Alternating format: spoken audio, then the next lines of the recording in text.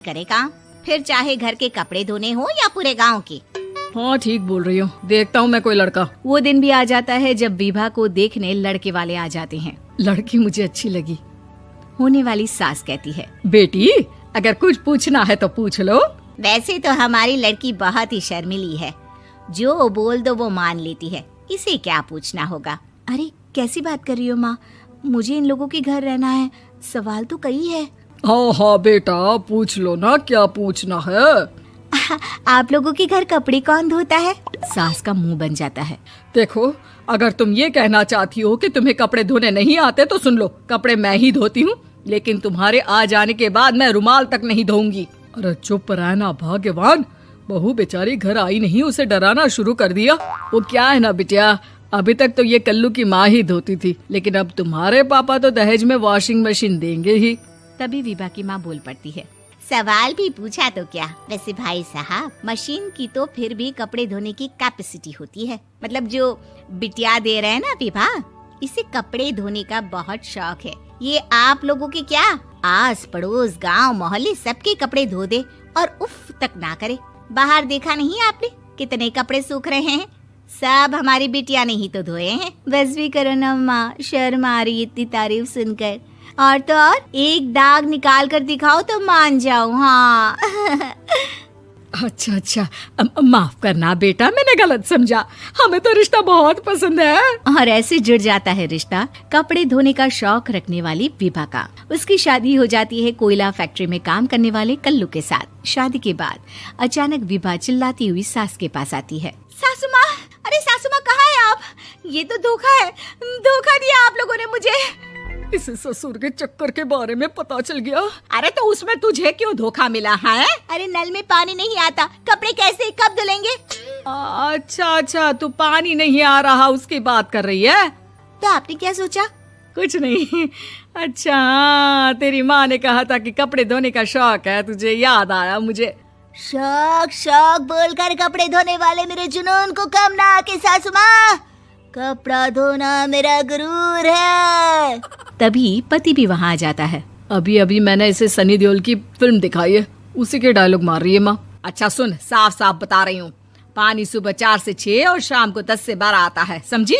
Vibha timing सुनकर हैरान हो जाती है। ये क्या भूतों का मोहल्ला है? सुबह 4 बजे उठकर कौन कपड़े धोता है? 4 बजे टंकी में पानी जाता है, फिर सारा दिन धोना ना, किसने मना किया? अरे कैसी बात कर रही हैं? 200 लीटर की टंकी में कितने कपड़े धो लूंगी मैं? सुबह ही उठ जाऊंगी मैं। अब क्या था, विभा सुबह 4 से लेकर रात के 12 बजे तक कपड़े ही धोती रहती। एक रोज सास पड़ोस से निकलकर कहीं जा रही होती है कि साथ वाली कहती है, हाँ कल्लू की माँ, जरा ये बताओ कि 2 साड़ी है, 2 ब्लाउज और एक पेटीकोट और एक नाड़े वाला लंबा कच्छा। हाँ तो? अरे तो क्या, कितना लोगी धुलाई ये बताओ। धोबन दिख रहे हैं हम क्या?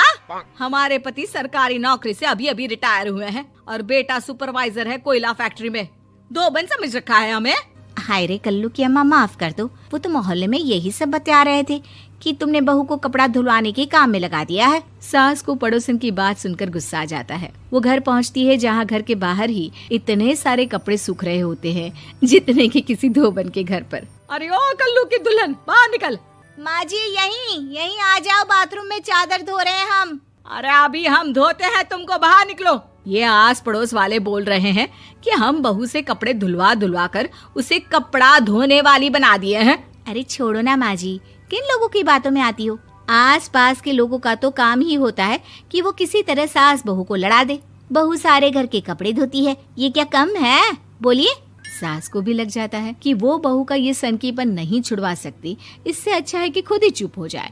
एक रोज सास और बहू मंदिर जाते हैं, जहाँ सास की साड़ी वहाँ खड़ी भीख मांगने वाली से मिलती है। माँ जी क्या बात है, आपकी साड़ी उस भिखारन से कितनी मिल रही है ना?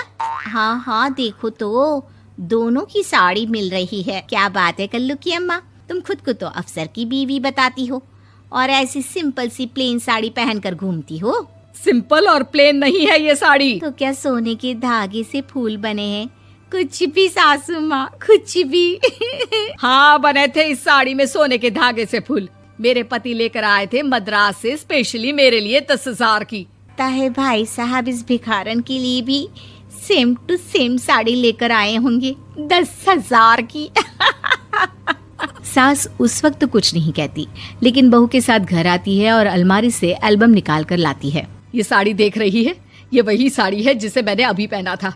इस साड़ी में ये जो चमकदार फूल दिख रहे हैं ना, ये सोने के धागों से काढ़े गए हैं। लेकिन तू लोकल वॉशिंग मशीन ब्रश से घिस घिस कर सारे फूलों को निकाल कर साड़ी प्लेन कर दी। मुझे माफ कर दीजिए सासू माँ। और तो और, जब मैंने तुझे तेरी गलती के लिए कुछ नहीं कहा, लेकिन तूने तो सबके सामने मेरा मजाक ही बना दिया। क्यों? बहू को समझ में आ जाता है कि अब से उसका कपड़े धोना बंद।